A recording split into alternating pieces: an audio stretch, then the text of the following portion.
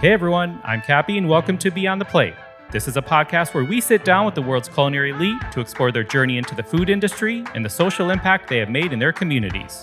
On today's episode, we're sitting with the legendary Chef Daniel Boulud. What an honor. Here's just one of the pieces of advice from the master himself. My advice for anyone is before you blow up and become the next star, make sure you learn your classic. Make sure you practice your classic. There you have it. If you're new to the pod, welcome. If you've listened before, we're glad you're back. Let's go beyond the plate. All right, chef. So for our audio test, we like to ask our guests to name 5 of something. Name the 5 ingredients you're loving right now. I'm driven also by fine cars. Give me 5 cars. Ferrari, Aston Martin, of course. BMW. I love BMW. I only drive BMW. They always say that BMW is a car made for the driver, not the passenger. And then, of course, a nice French car, old Alpine in the 60s, and then a Tesla. Great. You sound good. I love it. Today's guest is one of America's leading chefs, culinary authorities, and restaurateurs, and revered as one of the world's finest chefs. His namesake, Restaurant Daniel, recently celebrated its 30th anniversary. He has restaurants around the globe, books, been on countless TV shows, and was most recently featured on season 3 of The Bear. He is co-president of City Meals on Wheels, an organization dedicated to serving meals to New Yorkers in need, and co-founder of Bocuse d'Or USA, a nonprofit that selects, trains, and supports U.S. competitors for the Bocuse d'Or International Culinary Competition. Please enjoy this episode as we go beyond the plate with the incomparable Chef Daniel Boulud. Thank you so much, Andrew. Thank you for having me. I appreciate it, Chef. And we're extremely happy to have you on this milestone 10th anniversary season. Congratulations. Chef, I saw you dreamt of your first restaurant at age 14. Can you introduce us to 14-year-old Daniel and what were you thinking? My first restaurant I dreamed of was because I grew up with the postcard right behind me here of Café Boulud. And that was part of the family heirloom or the family's legacy in the farm I grew up, because the cafe existed from the late 1800s until about 1965, 64. Of course, I always grew up with stories about that place and that people will drive on weekend to come and dine there. And during the weekday was for the local as a sort of a social gathering hall. I don't know, it was in my mind and I wanted to be a chef. I wanted to be in the kitchen because I grew up on a farm. I had a lot of work to do to help my parents on the farm, but I was not really thrilled by being in the field and pulling the weeds out during my vacations or harvesting, because summertime is harvest time and you have so much to do that you're bound to be able to help doing something. So vacation was always home and all that. But I spent a lot of time in the kitchen with my grandmother and my mother. But my grandmother was the chef at the time when I grew up. And so growing up, I felt like maybe not going to school for cooking school because the teacher there was too bad and not enough. I wanted to be an apprentice. And I found an apprenticeship in a 2-star restaurant, one of the best in Lyon. And that's where my story started. And of course, I dreamed at 14 to open my restaurant. The only missing part of it was the money. So first the experience to be able to do that, but then the money too. Looking back, can you believe what you've created? Yes, I think I was lucky in part to come to America, lucky to have chosen to be in America. When I came to America in the 80s, 1980, the French there, my colleagues, the French chef, everybody always thought that, he's going to America because he's not good enough to stay in France. But today, the French wish they could also live in America. That's funny. What does your whole list of accolades mean to you? I think it has been an incredible journey, 4 decades in New York, and it took me 10 years to build a reputation from, the age of 25 to 35. It took me 10 years to build a reputation and be able to raise money from that, to be able to go to an investor and say, I want to open my first restaurant. I need $300,000 from you. Are you in? And so I had about 6 investors, and I wanted 3 million to open my first restaurant, go big or go home. And I'm almost like 3/4 there. And I met a gentleman, Joel Smilo, my first financial partner. And he told me, he said, Daniel, I'd rather be the only one with you than one of them, because it'll be much easier to do business, and we're gonna make it well together. Of course, he was a retired CEO of one of the public company in America and all that. So very smart man, nothing to do with cooking, nothing to do with restaurant business, but everything to do with business. And I think it guided me and helped me to be able to be I knew I was a good chef, but I needed to be a smart businessman, and helped me take risk as well. That's incredible. Take me back to your family's farm, the village, what is it, Saint-Pierre-des-Chandieu? Did I butcher it, or is it okay? Yeah, Saint-Pierre-des-Chandieu. Saint-Pierre-des-Chandieu. How has Lyon influenced your cooking? Lyon influenced enormously my cooking, because I'm always saying that I'm first from Lyon and then France. Often, as a French, I'm very proud to be part of this heritage of Lyon that has an incredible gastronomic heritage. And Paul Bocuse, the famous Paul Bocuse, I met him at 14 years old, and he was basically kicking my butt then already, and has followed through my life always and helped me all along my career. And I am lucky that also from a 2-star restaurant, I went to work for a 3-star, Georges Blanc, then a 3-star at Michel Guérard, and 3-star at Roger Verger, which was all those mega chefs of the time. They were the Daniel Boulud of the time, and the Thomas Keller, and the Quentin Katz. I think I was very fortunate that first I was a hard worker. I mean, I was not focusing on succeeding, but making sure that I remain a good asset to my mentor, and my mentor, I could use him to refer me to the next job and the next job. All right, Chef, we've been talking to you in your kitchen and are now going to your office. So for the listener, you'll hear a slight change in sound. Anyway, Chef, you mentioned these mentors or mega chefs of the time, as you said, Paul Bocuse, Georges Blanc, Michel Guérard, Roger Verger. Do you remember the first time you walked into a kitchen when you were 14 years old? What was going through your mind? Of course, the first time I walked to the kitchen, the thing that shocked me the most was the smell, because there was a smell that I was not familiar with. I've been into charcuterie. Every time you walk into a place that cooked food, if you walk to a butcher shop, it smelled cold blood. If you walk to a charcutier, it smelled like that smell of cooked, cured meat. And in the kitchen, it was the smell of the crayfish sauce and the veal stock, and especially in the morning, and the fish coming in. There were like 1,000 smell of ingredients and preparations, and the sweating of the soups and the making of the mise en place for the day. And that was really something that I had to get used to, because, just like home, you push the door and you know what you're going to have for dinner. In a kitchen is a little different, because there's so many things going on that you don't know what you're having for dinner. When you were 19, you left France to work in Copenhagen.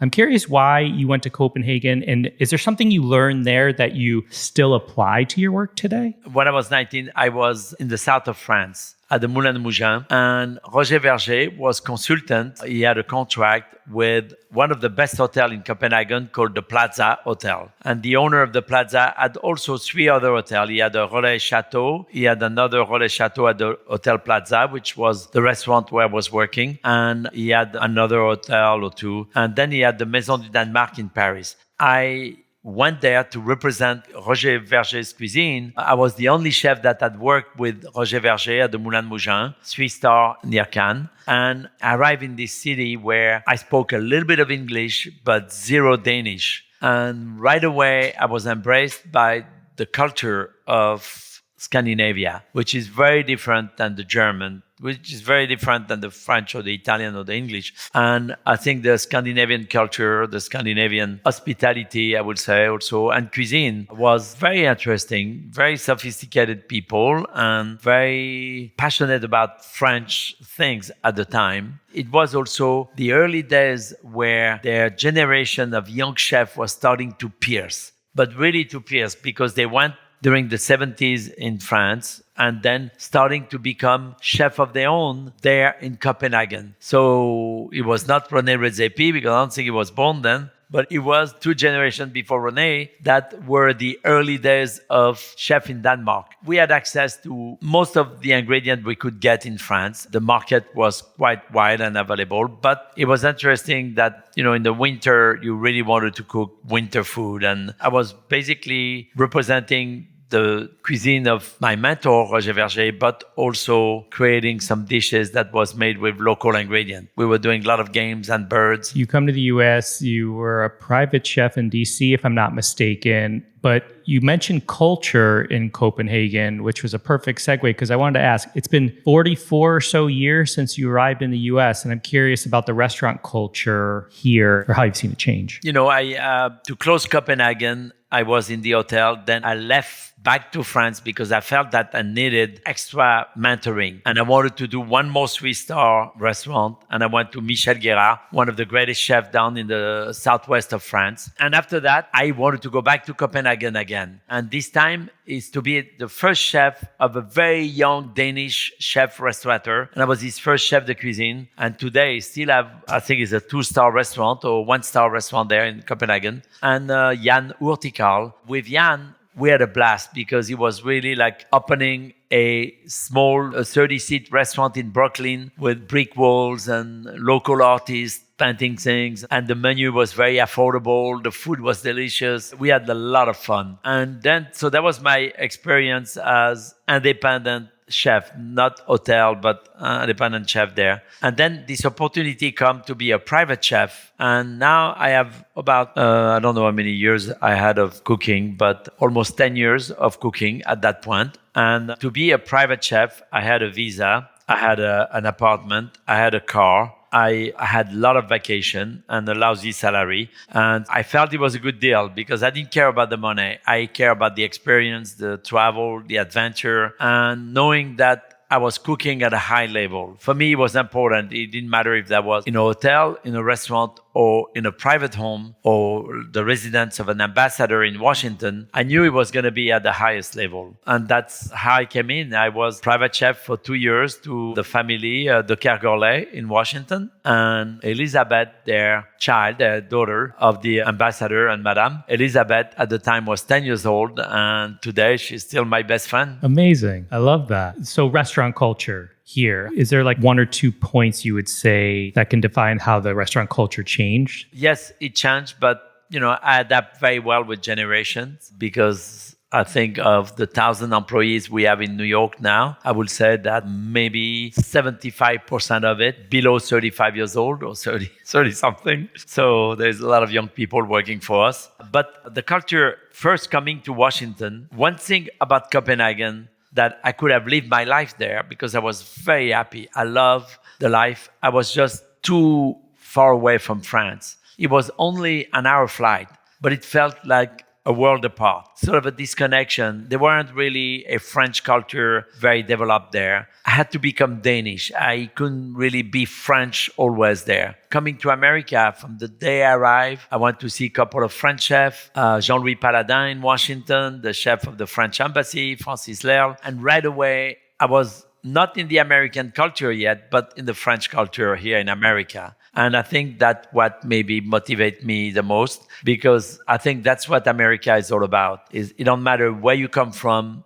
you can still remain where you are from, find your cultural sort of hangout and be inspired by the people that had been before you. And for me, as soon as I came to America, I was clearly aware of who was the player and learning about the local chef, local restaurants and all that. But what was interesting is that was really the beginning also here of the American chef. So in Washington, while I was going to the market in DC, I met Patrick O'Connell. That was maybe at the time, his restaurant was 2 years old or 3 years old. And Patrick was coming 3 times a week to DC, to that little French market in Georgetown, to buy his rabbit and his vegetable and his truffle and all that. And I met Patrick there, and I learned about those rising star chefs in America, became quickly friends with them, and also observed the old guard. I felt that there were a lot of French restaurants but they were born in the 50s and 60s and 70s, some of them, and they weren't connected with this revolution in France in the 70s of nouvelle cuisine.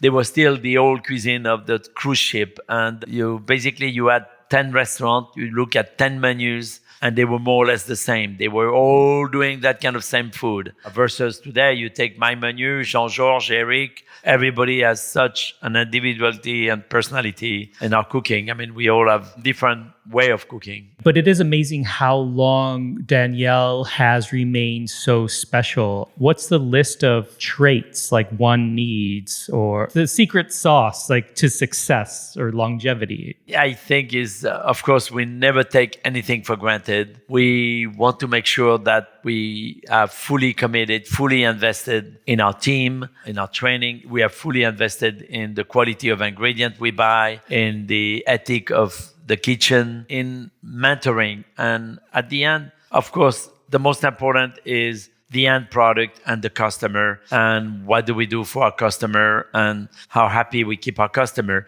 But that chain before the plate fall on the table, the chain of command and the journey to get to the table, we really have to manage that well. And we really have to constantly assess the process, I will say, and evolve with the process and grow with it. And we don't want to lose our identity, but we want to retain our staff. We want to retain our customer. We want to retain our reputation. We want to make sure that all along we do the right thing for everyone to do that. And mentoring has always been something I'm very proud of. I'm still connected with chefs that work with me. Thomas Keller was one of my chef de partie at the Westbury Hotel in 1983.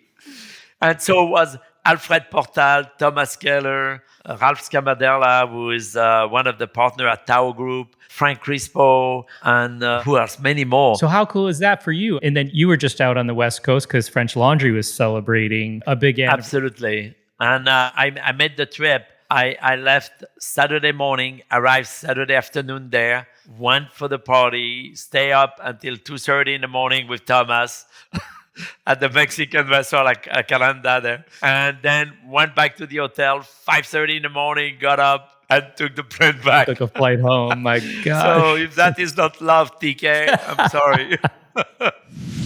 Hey everyone, there's more of our conversation with Chef Daniel Boulud just after we make a quick pit stop at the bar. We're doing something fun this season with our friends at Ford's Gin. The Ford's Gin brand advocacy team are creating custom recipes based on the episode you're listening to right now.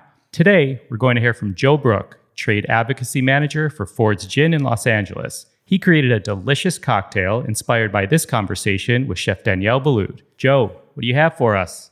Hello, lovely internet people. So the inspiration that came from this was, I love classic gin cocktails. There's two specifically that I wanted to pull off of. There's the Southside cocktail, which came from Chicago's Southside gang during Prohibition. And then there's the French 75, classic French to tip the hat to Daniel's roots. So the cocktail I came up with is called a South Pacific, named after the Southside cocktail, because I think it pairs really well with the lighter flavors from Japanese cuisine, specifically at Joji in celebration of their first Michelin star. And it's going to be 1 part of Ford's gin, half a part of fresh yuzu juice, half a part of house-made ginger syrup, nice and spicy, and about 2 to 3 shiso leaves. As the Southside cocktail used mint. You shake that over ice very gently. You don't want to over dilute, but you do want to muddle and tear up the leaves a little bit. Then you fine strain it into either your cocktail coupe or your champagne flute, depending on your mood. And then you top it off with maybe 2 parts of chilled sparkling Shōchū. That's something that can be an aperitivo, can be a main course, but you have all of these wonderful notes that I imagine would pair really well with this food. Oh, dude, I love how you tied in Daniel's Michelin-starred Japanese restaurant Joji with his French roots. So good. To get the recipe for this cocktail, check out the episode notes in your podcast player. To learn more about Ford's Gin, go to fordsgin.com and follow them on social media at Ford's Gin. Please drink responsibly. Ford's London Dry Gin, 45% ABV, Brown-Forman, Louisville, Kentucky. Ford's Gin is a registered trademark. Ford's Gin. Shake up the journey. If you could give a speech today, like in under a minute, an Oscars speech, like you just won the Oscars, who would you like to thank for getting you to this point? I would like to thank my family, first and foremost, in France, my parents, my sibling, but also in America, I think I would like to thank my mentors, such as Sirio Maccioni, gave me the stage. Of course, I had to perform, but he gave me the stage at Le Cirque to be able to make a name for myself and prove also to New York and to the chef community here existing, I could drive these old places and take it into a next generation. Because Le Cirque, that was my goal, to be able to move on to something new. And I think loyalty is something that one has to work constantly on. Loyalty with your suppliers, loyalty with your customer, loyalty with your community, and loyalty with your staff. I think it's a very important thing for me. Generosity, it's another one. To be generous. If I succeed, I want everyone to be able to be part of it with me. Generosity with my community as well, with City Meals and everything I do. Generosity with my industry. And I think we have a wonderful community of restaurateurs and colleagues. And sometimes I see that people can't afford to come and eat with me, but I'll make sure that they have so much for their money. That's incredible. When you were at Le Cirque, was Dieter Schorner there? No, Dieter left. But how do you know Dieter? He was my chef instructor at CIA. So no, Dieter was the legendary crème brûlée creator. And Dieter was a fantastic man. I still have some of his recipes. I hold on. It's very, very special because Dieter was a classic. And that's one thing I think, my advice for anyone is before you blow up and become the next star, make sure you learn your classic. Make sure you practice your classic. Just lately, I was invited to a competition, a cooking show again, and someone was trying to do a curry, and one of the chefs, and he missed totally the element of a good curry. But how do you learn how to make a good curry? Maybe you may never work for a Thai chef or Indian chef, but you can buy books. I wrote a book called Braise, A Journey Around the World, because every country have a way to braise meat or fish into delicious composition. And when I made Braise, I was playing with the Indian cuisine and Thai and South American cuisine. And I will buy all the books, the best writers, the best cookbook writers of that cuisine. And we will take the same kind of recipe because they're pretty classic inside. The same recipe done 5 or 6 different ways just to see the nuances, the difference, the power. And from that, I will make my own recipe. And so I think beside the instinct, because we love the adrenaline of the instinct in cooking, and you feel like you are creating something of your own. But before you do that, you have to really know your classic. Yeah, absolutely. What drives you every day to work as hard as you do? Like to keep creating and evolving? One thing for sure is at the level of what I do, and the restaurant is not the money, because I would have gone to the fast food business or something where I can watch TV and make money and have no problem. No, I think what drives me every day is first and foremost my team. My partners, for example, Sébastien Silvestri, the CEO of our company, is definitely a front seat driver. And together, we're having a lot of fun creating new things, but also reassessing everything we have and constantly doing things for our customer, for our team. So what drives me is, of course, creativity, to relentlessly reinvent ourselves and yet stay very consistent. And what drives me is the team, to see youth grow with us, and we really take pride at promoting people and giving them the chance to become our next manager, our next chef, our next pastry chef, next sous chef. And I think this constant motion of promotion and this constant motion of hiring and training, it's extremely motivating. I know you believe that taking risks is crucial. What do you consider one of the bigger risks you've taken? The biggest risk I took financially was when I opened Daniel. I had to invest $3 million, and I had no idea if I could pay them back. And normally you want to make sure that you are in the black as soon as possible. And I was in the black the first week, the first month, and I stay in the black always. So that's very important because sometimes you can lose a lot of money when you open a restaurant. After that, the second big risk I took when I moved Daniel to the address today. So that was 5 years later. Restaurant Daniel on 76th Street, where Café Boulud opened after, was in explosion. It was so busy. And I decided to now risk $10 million plus buy the real estate in order to move Daniel. And this 27 years ago, to bankroll $10 million in one restaurant. And of course, I knew I was going to also, on top of that, had to buy the real estate. So imagine the amount of money I had to risk. And that was all money I needed to borrow from my partner and guarantee him that I will pay him back one day. Same partner from the original, Daniel? Yeah. So it's a financial risk. There's many other risks I've taken, but financial risk is definitely the one that make you win or lose. This may be tough, but we're supposed to learn from our failures. Was there a risk you took that didn't go the way you planned? And what did you learn from that? Of course.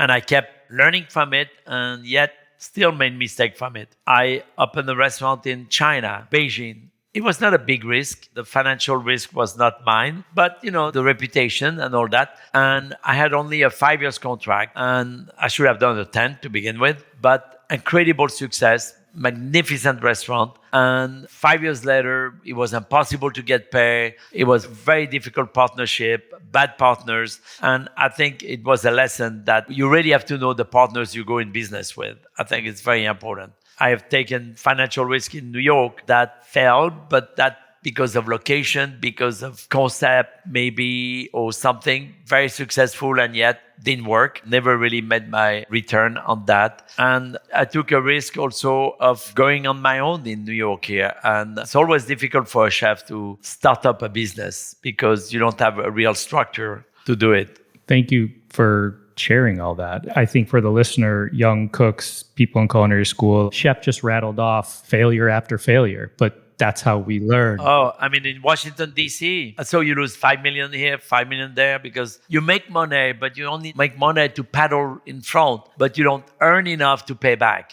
And what you want to make sure is then you paddle and you earn back. That's why I think for the next generation, they're going to have to be very cautious the way they go in business because it's getting harder and harder to be able, and especially when you have a jump in economy like we just had in the last 3 years. There is definitely a serious jump in the inflation. We are now finding a stability and we know more or less that it might not get worse, hopefully. But a lot of things went crazy high. America used to be the place that food cost so little. Now it's so hard to fill up a basket in the supermarket for less than $100. It's wild, which is a decent segue into social impact and giving back, or the next generation, however we want to phrase it. But Chef, our podcast, we talked about this briefly before we started recording, but we celebrate social impact with all of our guests, and learning how you all do it is what keeps me and the podcast team inspired from all of our guests. And you all do it in your own way. You're incredibly generous, to one of the words you used earlier. I would love for you to share some of the work you've done and do in the community, whether City Meals on Wheels or the Bocuse d'Or. Of course, Bocuse d'Or and many other. I mean, we support always so many charity, either in the medical field or in the food field, Food Hunger. So City Meal, I've been involved with City Meal since I arrived in New York City. It was created in the early 80s, and James Beard and Gail Green created that. And already as a young chef, I will participate in their either food festival gala that they had, a couple of them a year. But then I focused about 25 years ago, when I moved Daniel here to 65th Street in March of 99, which was my first really year because we opened late 98. In March of 99 was the first gala of City Meal at Daniel, and I called it Sunday Supper, because I wanted to do it on a Sunday because we were closed. And because I was wanting to make it a real gala, the first one was black tie. The second one, it was black tie and blue jeans, just to make sure that people could relax a little bit, but not so much. And it was always blue jean and black tie after that on a Sunday afternoon, Sunday supper. But the first gala I did 25 years ago, I invited all my mentor, and I had my mentor when I was 14 to 17, including Paul Bocuse and Gérard Nandron. Then I had Georges Blanc, 17 to 18 and a half, 19. Then Roger Verger, 1920s. And then Michel Guérard, when I was about 23. I told them, I say, you bring your chef jacket for the picture and you bring your tux for the event. You have nothing to do, no cooking. We're going to bring you to New York. We're going to put you up in the hotels and we want you there for 3 days to be part of that. And I think to me, to have been able to gather them together, many of them passed away now, but to gather them together, to show them what I've done and to be able to say thank you was really special. And that day we raised almost $1 million.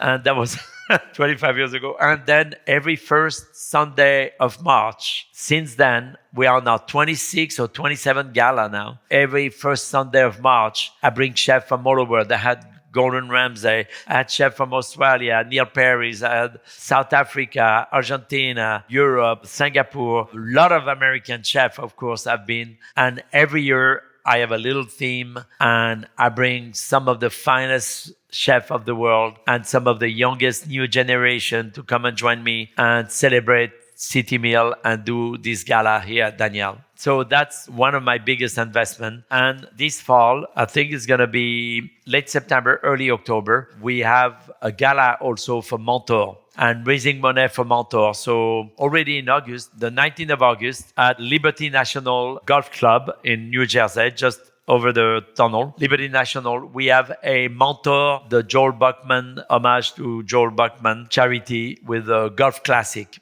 We have a golf classic we are doing where a lot of chefs will be there and a lot of guests can buy a ticket to join and play golf with the chef and fundraise money for Montour. So following that, we have a gala at Daniel also where there's going to be an amazing roast of chef. And that's going to be on it's early October. Yeah, people should go on Montour, MENTOR, BKB.org and see all the things we are doing there as well. And it's all about supporting the next generation of young chefs. We raise money to give grants to very young chefs to be able to take a sabbatical, to be able to go and learn. So young chefs that don't have the chance to work with Daniel Boulud or Thomas Keller or René Redzepi or anyone, they can apply for a grant. And their application will be reviewed and grant will be offered to sometime take up to 3 months sabbaticals and do that. Incredible. I love it.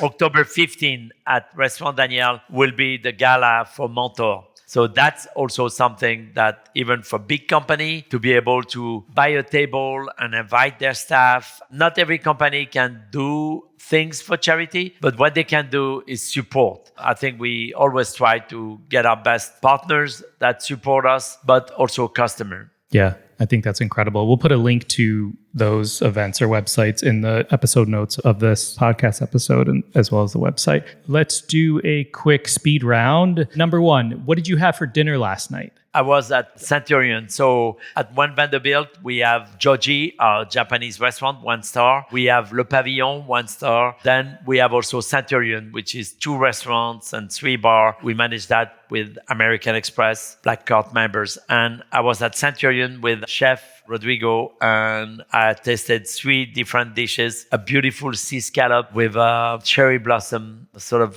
vinegar infusion, and very delicate, very fresh, very summery. I had also gemelli pasta with crab and fava beans. That was delicious. And what did I finish with? Oh, a dessert. It was actually a tomato dessert, tomato and vanilla dessert. Beautiful. Yum. Love that. Name a smell in the kitchen that you love. The smell I love the most is the smell of sweated onion because it takes me back to Lyon. You know, when you make a soup à l'oignon or when you do something very homey, and sweated onion is sweet and it's savory. It's not good in your home to smell like that, but in the kitchen, I like smells. Sure. I love it. How about a smell in the kitchen you hate? The smell in the kitchen I hate. I don't know, but I don't like banana to begin with. So the smell of banana, roasted banana, anything banana is not my thing. But there's a lot of smell. The last thing you want in the kitchen to smell is anything that is off. I'm always with the tasting spoons and things, but also smelling things. I'm a nose freak. What pisses you off in the kitchen? Dirtiness, of course. What makes you happy in the kitchen? Organization, cleanliness. When you see that everything is clockwork. Do you have a favorite late night snack? Avocado. I split an avocado. I put a little bit of balsamic vinegar in the middle, maybe a little bit of olive oil, a little couple of anchovy, one anchovy or two, crushed anchovy, and I just eat avocado and anchovy like this. Yum. Delicious late night snack. All right, just a few final questions. We'll close it out. I have to ask about the bear. Were those pomme soufflés that you were teaching? No, I was teaching him the paupiette of sea bass, which is the sea bass wrapped in potatoes. When they asked me, what do you think you want to cook? And I said, well, I should just do some classic that take him back in time, but that are still relevant today because we serve that. Paupiette of sea bass was born in 1987, actually winter of 86 at Le Cirque here in the kitchen that is Restaurant Daniel today. And that dish, almost 40 years later, is still served at Café Boulud, New York, and is as fresh and pristine and interesting